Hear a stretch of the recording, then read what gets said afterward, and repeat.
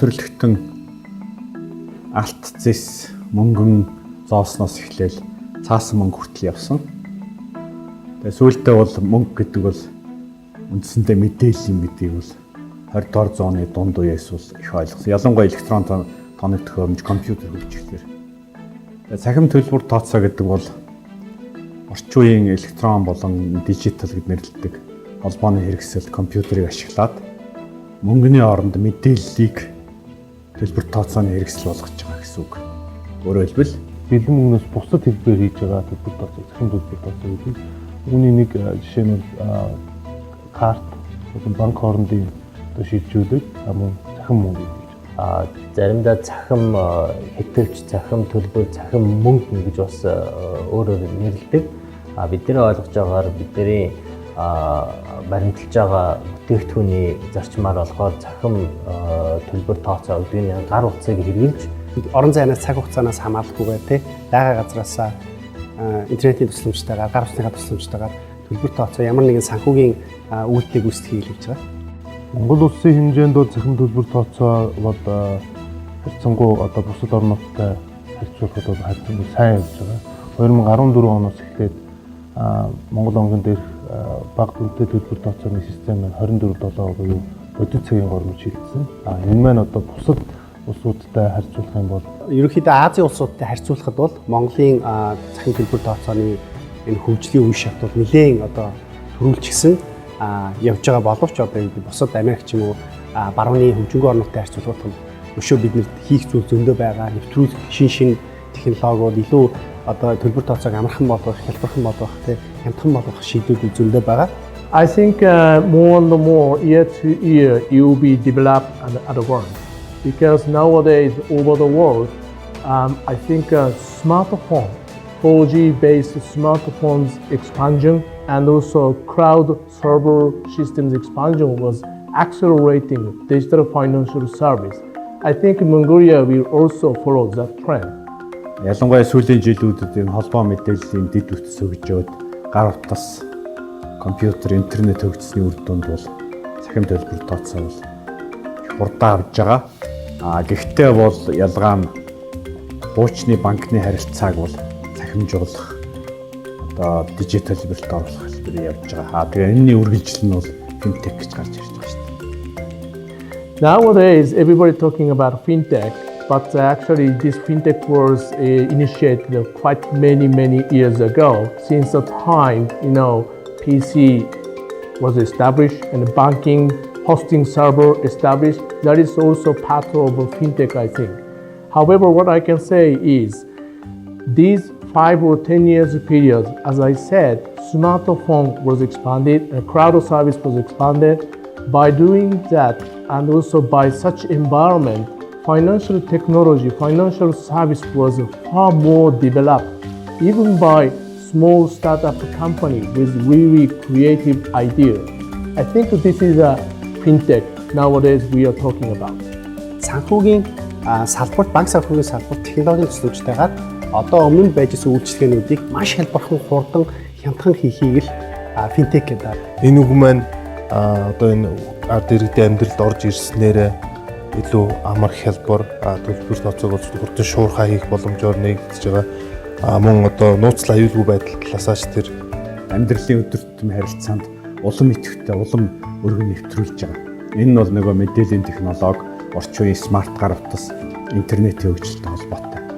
Тэгэхээр финтек бол цахим төлбөр тооцоос ялгаатай зөвхөн мөнгө биш, мөн сервисийг хэрэглэгчийн түвшинд хүргэж байгаа байхгүй. Энэ эцсийн бүлэгт финтек юм яа одоо хэрэглэгчдээр тулгарч байгаа хэрэглэгчийн авж байгаа үйлчлэгийг өөрт нь маш гоё мэдрэмжтэйгээр тааламжтайгаар өөрт нь төвөггүйгээр хүргэж байгаа нэг хэлбэр болоод байна. In the past, in ancient ages, people were using stone or paper for cash. Then nowadays we have money, cash. Then it was digitalized. Then digitalized money we are using. Then following that transition, I think digital financial service, digital money will be implemented in daily life level of people, I think. Ягаад гэвэл энэ бол өөрөө орчин үеийн технологиод байгаа. Өөрөөр financial technologies хоёр үеийн нийлбэр учраас энэ хоёр одоо орон зайд бол эрчтэй хөгжнө гэсэн үг шүү дээ. Тэр чинь компьютерийн ийм л оюун орчин үеийн одоо ухаантай технологиудыг дагаад сервис бол бүр хувь хүмүүсийн хооронд тэр байтугай хоёр хувь хүний хоорондын хувийн тооцоонд хүртэл нэвтэрнэ гэсэн үг шүү дээ. Тэгэхээр финтек бол миний төсөөллөөр бол ер нь хязгааргүй нарийс хөгжих бах. Бүр сүүлийн үеийн мэдээгээр бол финтекийн хөгжил бол тэр бүхэл хувь хүний өөрийнх нь төрөвч, өөрийнх нь гэр орны амьдрал хүртэл нэвтрэн шүү дээ. Тэгэхээр финтекийн хөгжлийг яг өнөөдрийн төсөөллөөр бол төсөөлөх хэрэггүй.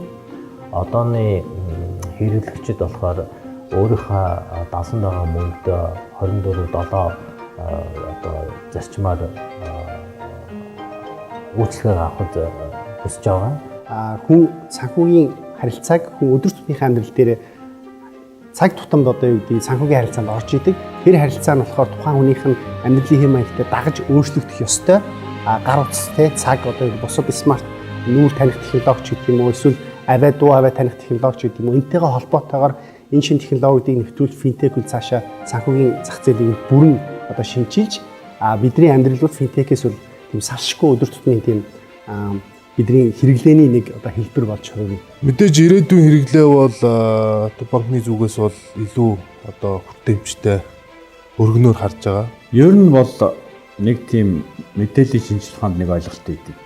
Эхлээд мэдээлэл урсдیں۔ Дараа нь мөнгө урсдیں۔ Тэрний араас бараа материал урсдیں۔ Тэрний араас үйлчилгээ урсдаг. Тэгэхээр Монголд бол холбоо мэдээллийн сүлжээ өндөр хөгжөөд мэдээлэл бол их өндөр хурдтай хөгжиж эхэлсэн. Одоо бол санхүүгийн үйлчилгээ одоо электрон мөнгө бол урсж байна. Үүнийг дагаад бизнес бол маш улам хурдан болно. Өөрөөр бизнесийн хэлбэрээр транзакц, худалдаа наймаа, төрөл бүрийн компаниудын хоорондын харилцаа төрөлжилт бол бүр нарийн түвшинд хүрнэ гэсэн үг. Many of players are here, a traditional banking sector or telecom-related sector like us, or new startup company. By all of them, each other stimulating to develop, improve financial technology, financial service based on digital platform. Then I think creatively more develop in Mongolia.